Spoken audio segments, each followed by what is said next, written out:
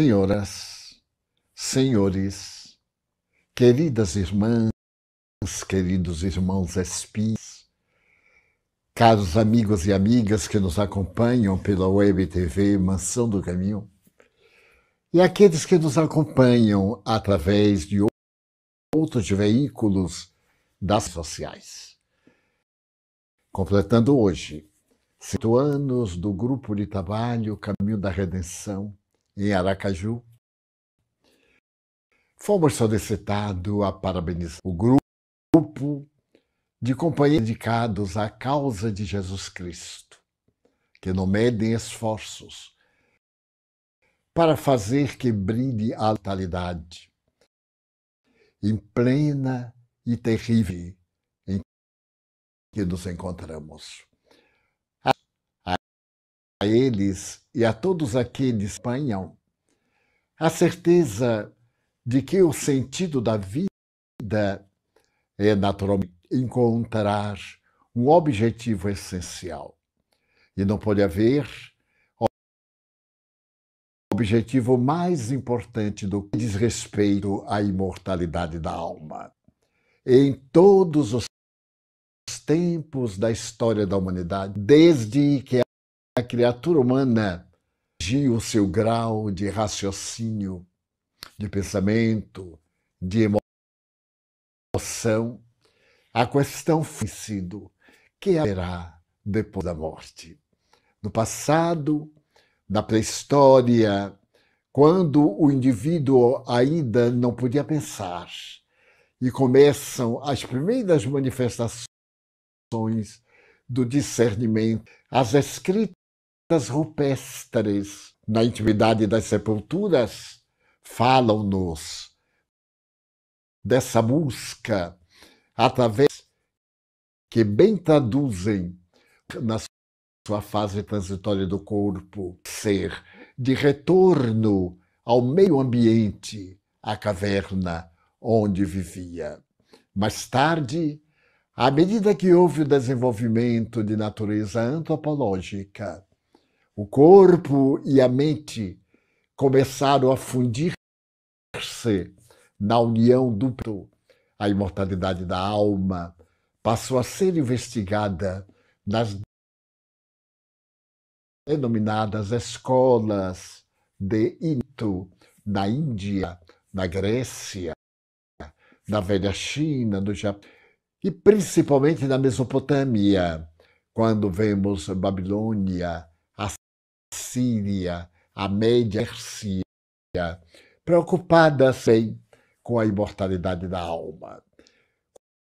Com o nascimento do cristianismo, a imortalidade da alma já está através dos grandes históricos, aqueles que nasceram nas diferentes regiões do planeta e apresentaram seu conceito em torno dessa imortalidade. Então, Krishna, Zoroastro, Lao Tse, Fo Hi e também Siddhartha Gautama, e o número imenso de pensadores e poetas e xamãs e profetas e sensitivos, aqueles desde os auríspices em Roma até os que procuravam entender da vida consultando os cadáveres animais ainda pulsando após a morte.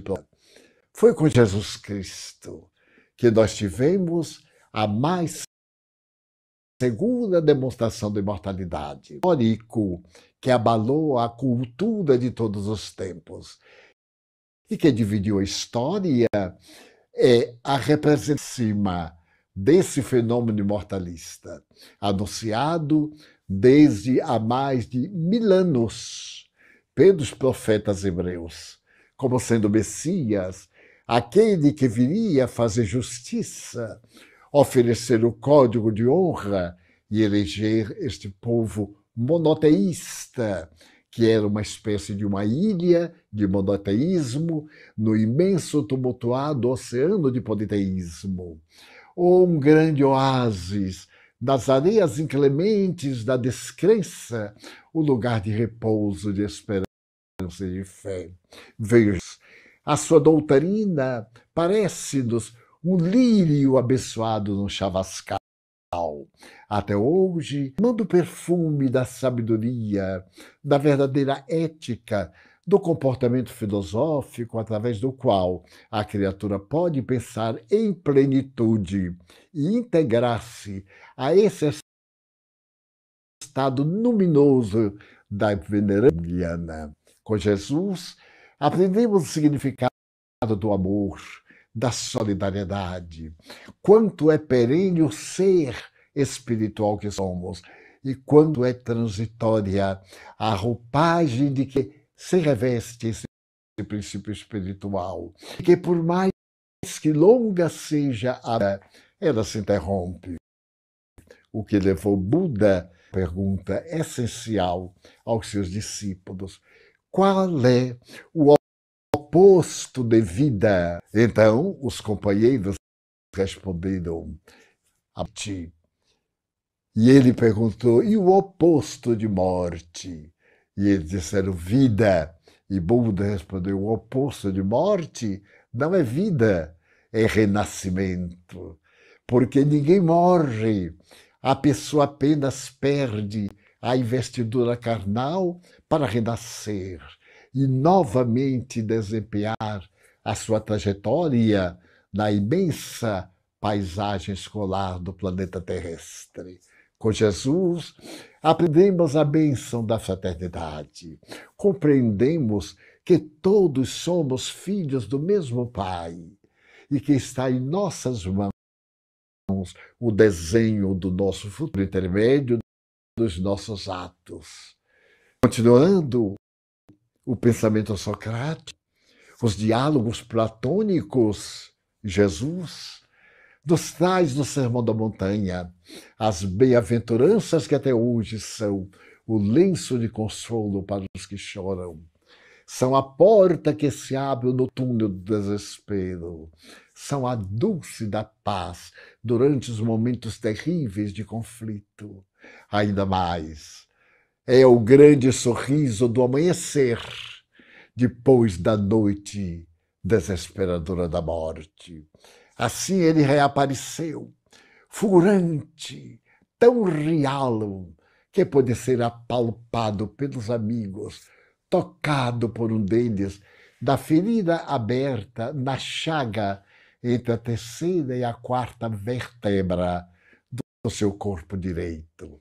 Então Jesus é aquele amigo que está conosco a todos os instantes, embora não o vejamos e talvez não sintamos, mas temos no pensamento através da regra do bem, do amor, da fraternidade e de que podemos construir, se quisermos, a alegria, porque dificuldades nós as teremos sempre. É dele esta frase notável: no mundo somente tereis aflições. Parece um pouco pesado, mas é a realidade, porque o nosso corpo está sujeito a injunções penosas.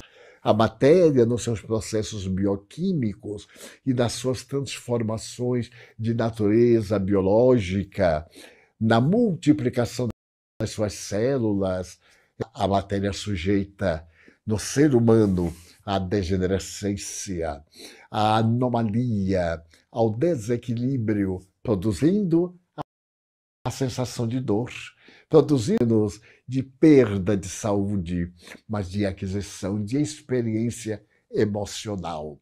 Porque quando sabemos enfrentar a dor, encontrar as explicações básicas para ela, torna-se naturalmente acessível, relativamente fácil de suportar.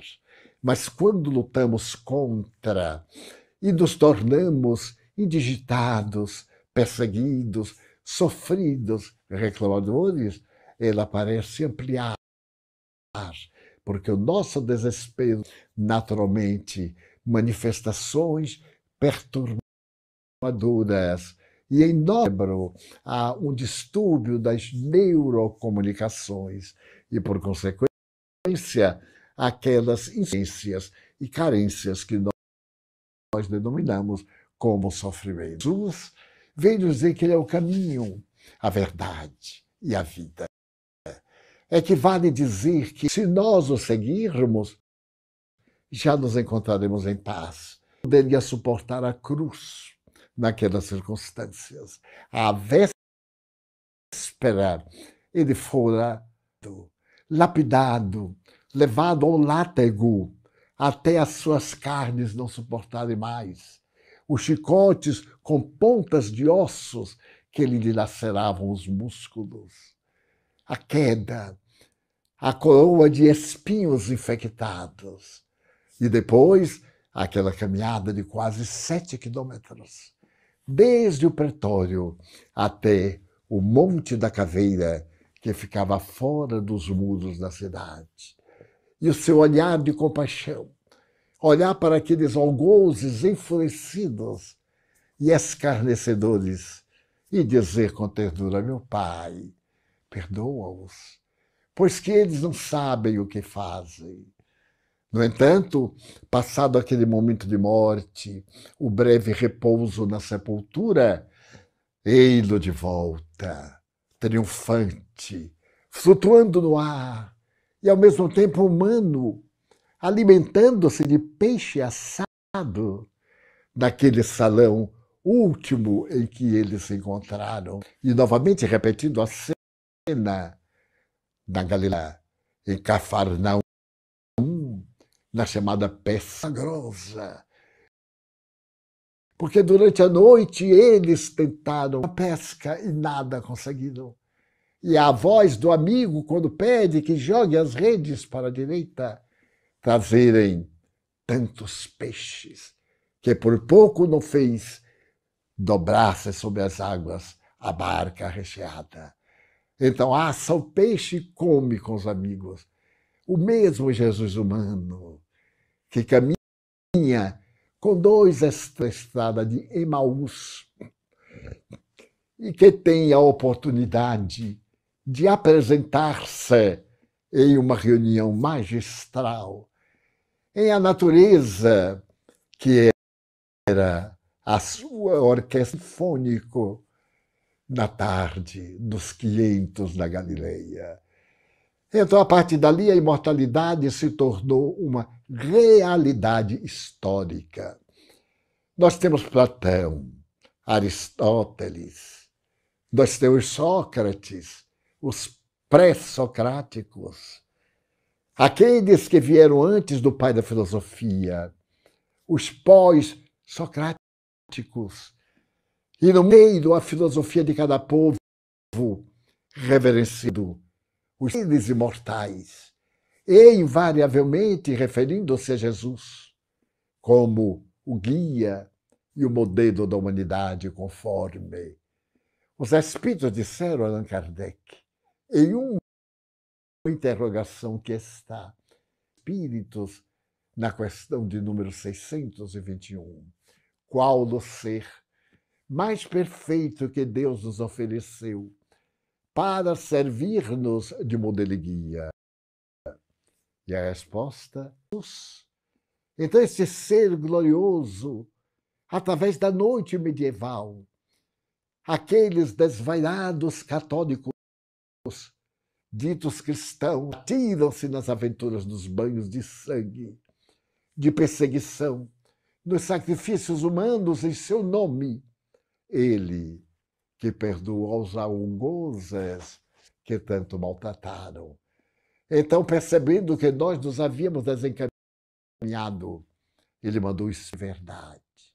O Consolador que ele havia prometido e havia dito ipsis verbis: nunca vos deixarei a sós. E mandarei alguém, pedirei a meu Pai. A expressão ainda é mais forte: rogarei a meu Pai, e ele vos enviará o Consolador. E veio o Espiritismo.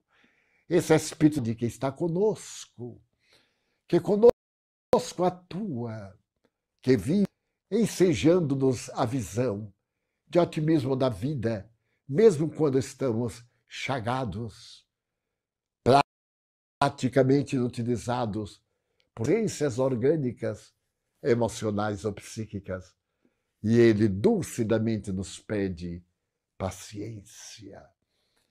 Oremos, vigiemos, perseveremos no bem. Não nos deixemos contaminar pelas forças deletérias do primarismo da criatura humana, pelas manifestações dos instintos básicos, selvajados pelas emoções grandiosas da sublimação, da renúncia, da elevação de pensamentos e de serviço para a natureza de que nos utilizamos, os vegetais, os animais, os humanos, formando um todo no qual nos encontramos como célula básica, desenhando o futuro que se aproxima agora no mundo de regeneração, para que a dor fuja envergonhada, porque a dor é uma lição de retificação moral. Não é um castigo, processo pelo qual podemos caminhar com exatidão pela sublime rota da dignidade.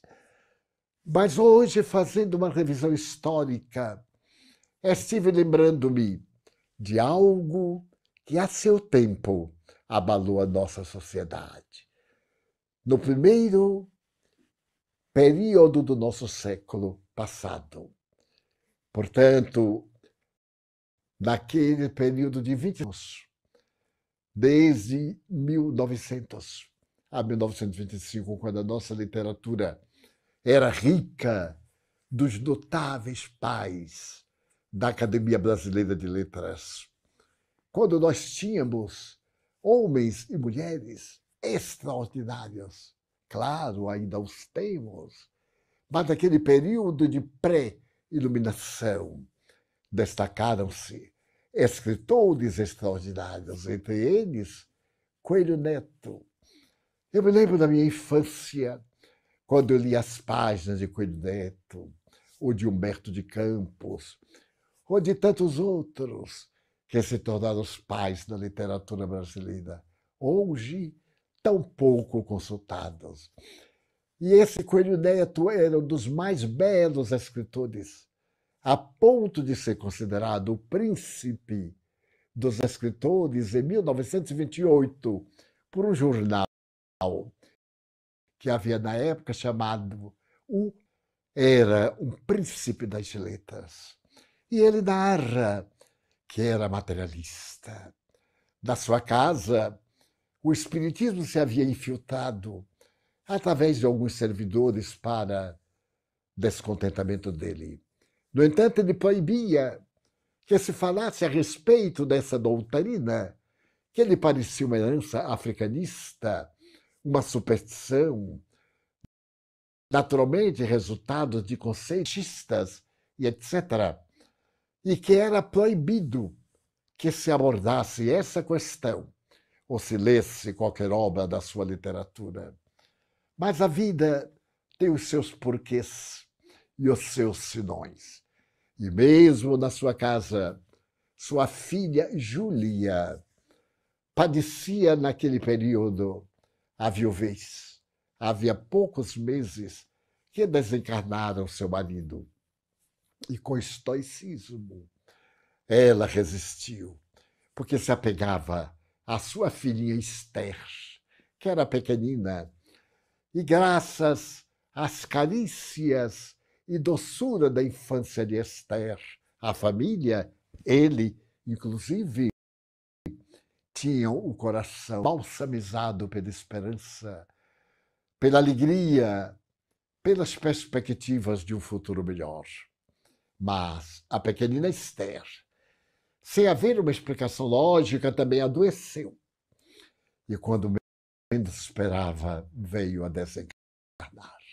A dor, por conta do lar, era indescritível. Ele mesmo se perguntava como é que Júlia suporta o sofrimento. Perder o marido, poucos meses depois, a filha, que era a sua razão de viver. E então convidou a família para se mudar para o bairro de Copacabana, naquela época já começando a sua fama, a praia, a natureza e, naturalmente, as famílias abastadas que para lá se mudavam quando o Rio de Janeiro estava no seu melhor desenvolvimento. A esposa recusou-se, Júlia também. E ele não teve outra alternativa senão ficar. Repentinamente, tudo mudou.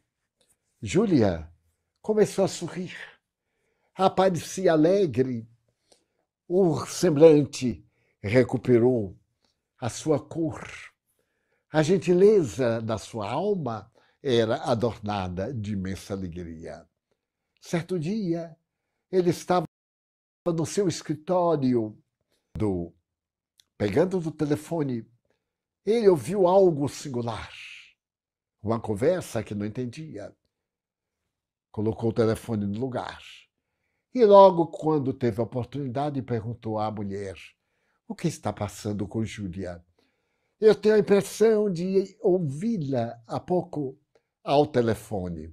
E a minha mulher disse: é verdade. Ela está conversando com Esther. Mas como? Enlouqueceu. Coelho Neto, foi ela mesma quem me disse. Eu perguntei por que ela ficava sussurrando ao telefone.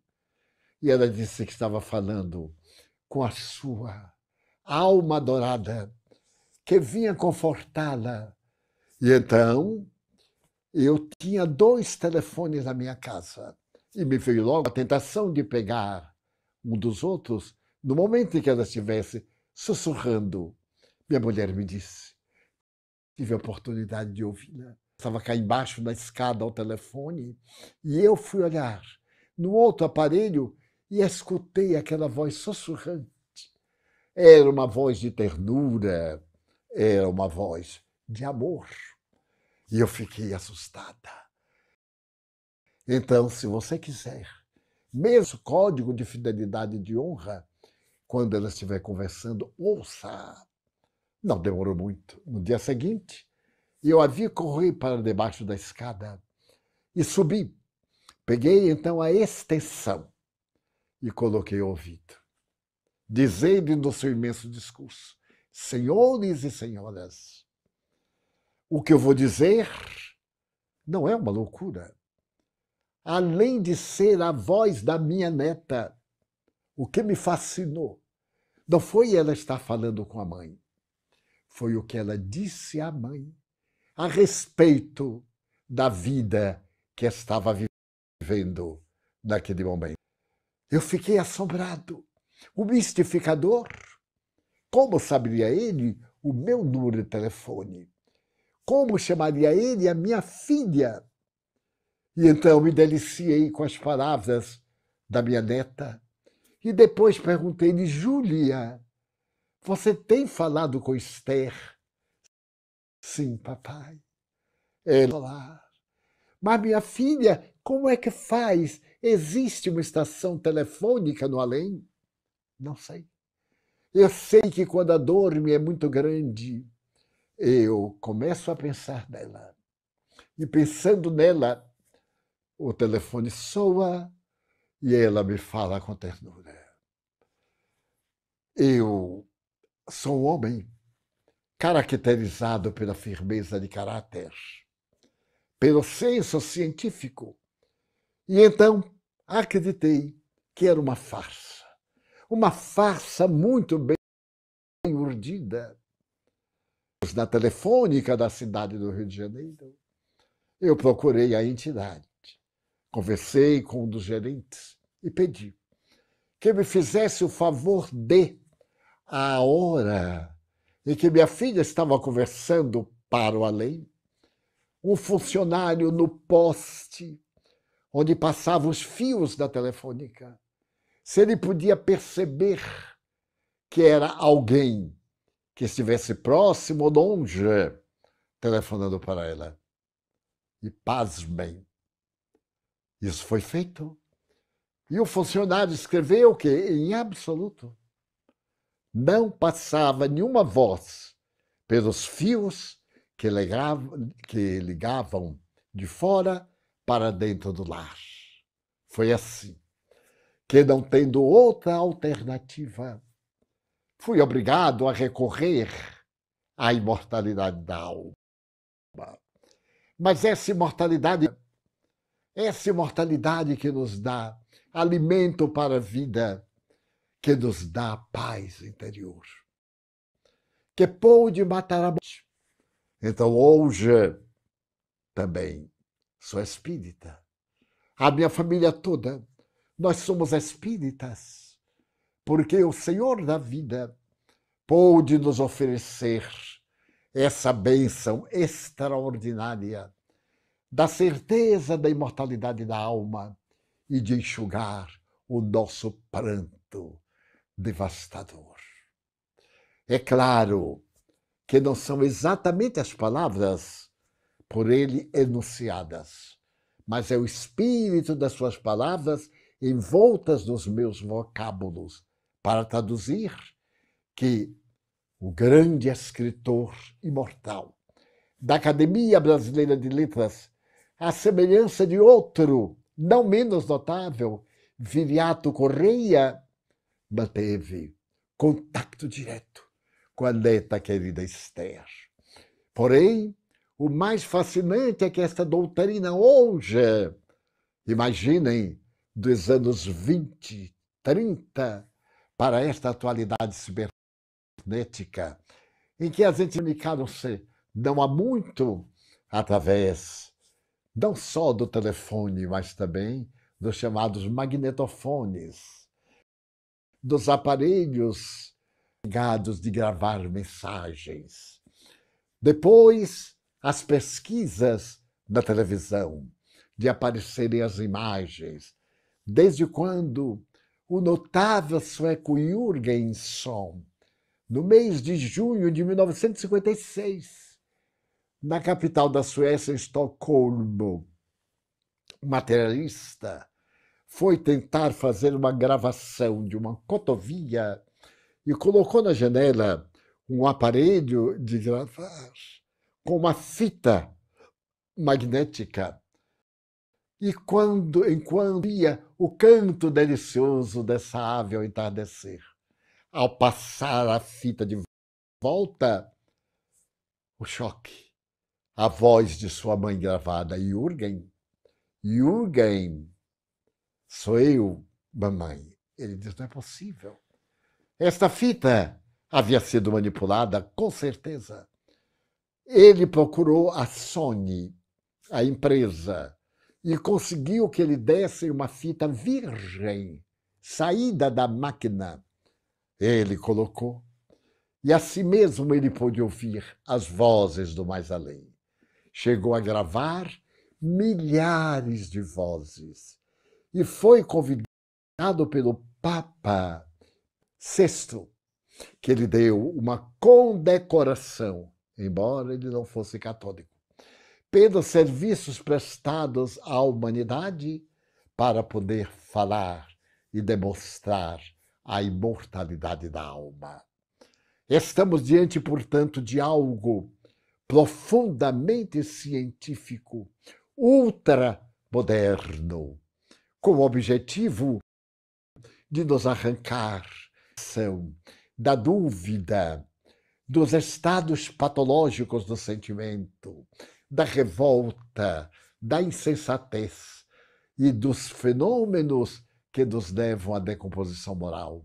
O Espiritismo, como explicamos aqui, da semana passada, o que é o Espiritismo, é essa ciência religiosa, filosófica, que Deus nos mandou para estes dias de desconforto, de inquietação, de angústia e, sobretudo, de pandemia.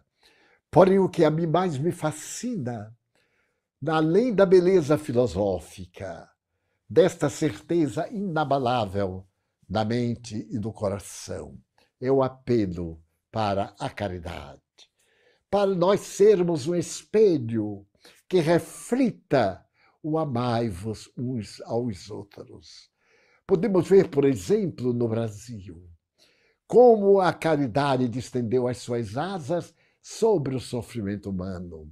Desde os grupos que saem à noite oferecendo sopa aos que dormem na rua, aos sem-teto, àqueles que construíram hospitais psiquiátricos para combaterem a loucura de que os inimigos do Espiritismo diziam que era um fator predominante das classes espiritistas, que o Espiritismo levava à loucura.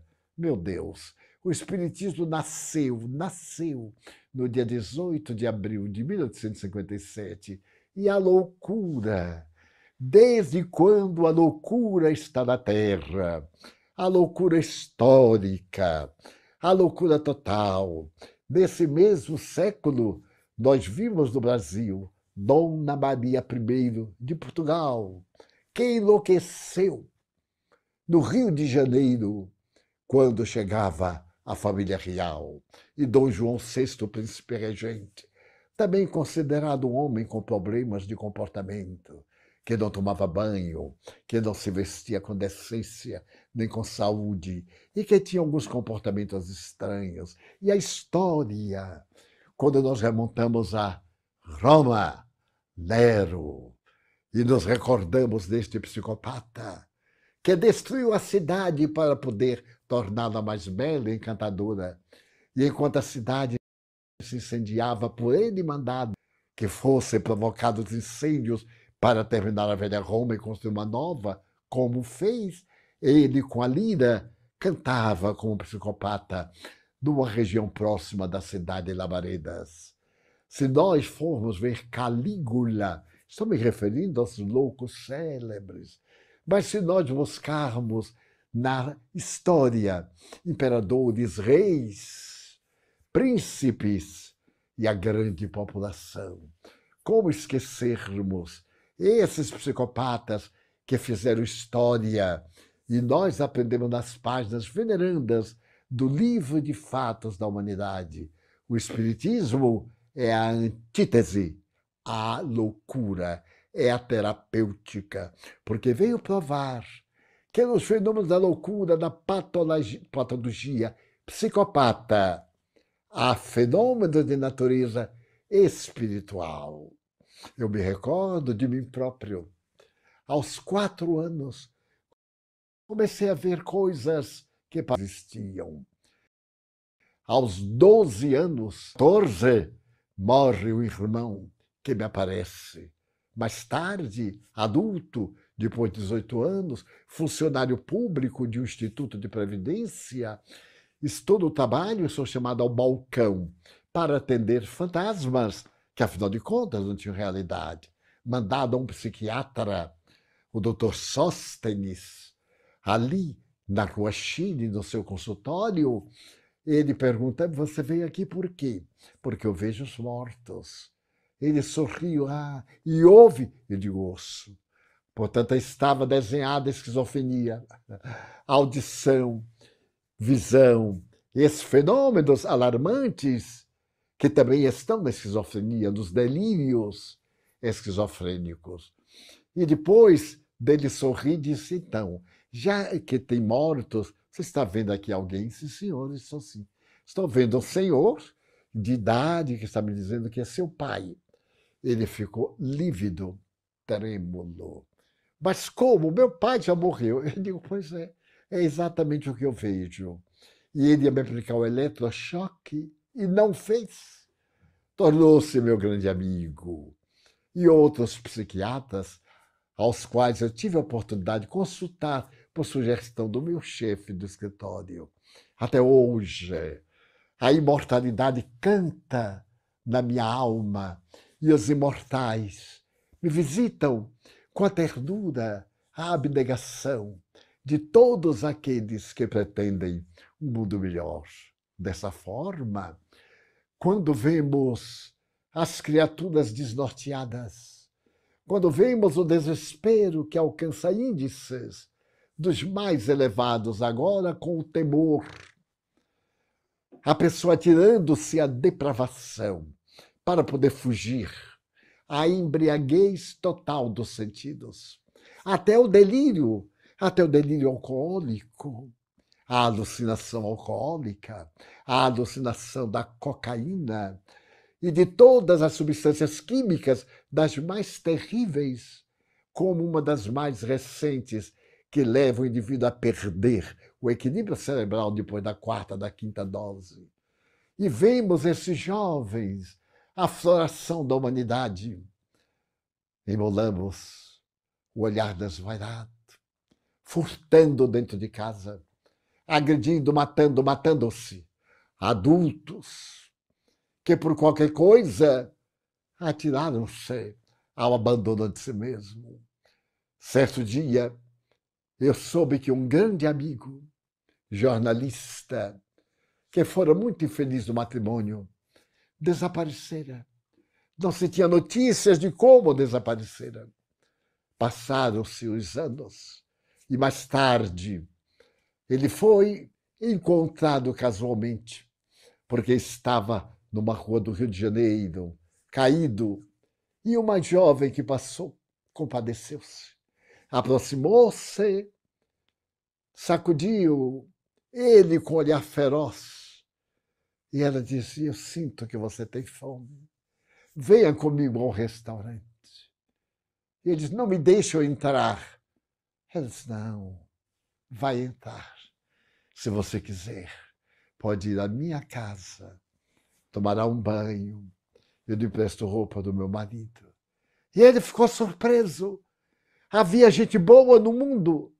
Nem todo mundo era sua esposa infiel, que fora a razão da sua desgraça íntima, porque, não suportando as dores, atirou-se no abandono, deixou-se dominar pelo desprezo de si mesmo. E, para diminuir de intensidade o fato, ele terminou aceitando. O marido dela adotou-o como seu pai. E ele passou a viver. Foi restaurado, feito corte de cabelo monstruoso, a barba, banhado daquele odor insuportável. Porém, com a memória ainda muito boa, porque, apesar de usar drogas, o casal internou numa clínica de recuperação. E hoje ele está novamente na imprensa, com ardor, defendendo a solidariedade humana, narrando a sua história de que ele próprio foi o objeto da caridade e dizendo que o ser humano é bom, não tem oportunidade de alargar a sua bondade e muitas vezes não tem forças. O desencanto é tão forte, o choque emocional, que é resultado de vidas anteriores em que haja fracassado, leva-os ao desespero, ao suicídio, à rua, na ausência de teto, à extravagância e ao ódio da humanidade. Então, quando nós ouvirmos a promessa de Jesus, não vos deixarei órfãos, far-nos-emos também suas mãos, como as daquela moça, que foi tomada de um súbito sentimento de compaixão. Nunca houvera tido isto. Mas por que aquele homem lhe chamou a atenção? Certamente, por ser alguém muito querido de uma outra existência, a quem ela estragara a vida, enquanto hoje tinha a vida estragada por uma outra, ela foi reabilitar-se. Quantas vezes nós temos sentimentos profundos por pessoas que nos serão ingratas, que serão terríveis cobradoras da nossa afetividade, que nos explorarão, que tomarão da nossa ingenuidade, da nossa inocência, do nosso ideal de servir, e nos usurparão, indiferentes, frias, construindo a sua vida sem nos dar o menor valor, e nós acreditando ser amados, como a vida vida é peculiar. Faz algum tempo, eu tive a oportunidade de observar que um funcionário de nossa casa nos visitava, o que é estranho, porque aqui não se tem o hábito. Eu, às vezes, sento-me à porta de entrada por uns minutos, e eis que chegava. Olá, tio Divaldo, tudo bem? E eu fui ficando encantado, mas quem seria? Não sabia seu nome. Nós temos 302 funcionários. Claro que eu não sei o nome deles, não os conheço, porque eu fico noutra área de atividade. E um dia, faz anos, eu lhe perguntei assim: por que você veio me saudar? Tem interesse pela minha saúde? É porque você é nosso funcionário, deseja agradar, mas eu não sou seu patrão. O patrão aqui é o nosso presidente. Eu sou um velho trabalhador e nada mais. Ele disse: não, tio Divaldo, não é por isso, não. É porque eu olho de longe, vejo o senhor aí, senta, passa o tempo, daí vai para uma atividade, alguém lhe vem buscar. E então deu-me vontade de lhe dizer que vale a pena tudo que o senhor faz. Eu não sou nada, disse ele. Como se houvesse o nada, continue trabalhando. Salvou a minha vida. Eu digo: mas não fui eu, meu filho. É a casa de Jesus. É a nossa diretoria. Eu não me envolvo com esse trabalho. Ele disse: não importa, mas salvou a minha vida, dos meus filhos, dando-me trabalho, proteção médica, assistencial. E, sobretudo, eu sabendo que o senhor está numa idade avançada. Imaginem, eu tinha 80 anos, era um adolescente. Agora eu estou com 94. E ele disse: o senhor com essa idade, preocupado conosco. Então me deu essa vontade de lhe dizer: vale a pena o senhor prega. Por que o senhor faz isso? Eu disse: porque eu sou espírita. Então ensine-me o que é o espiritismo. Eu lhe dei o Evangelho segundo o Espírito, depois o Livro dos Espíritos.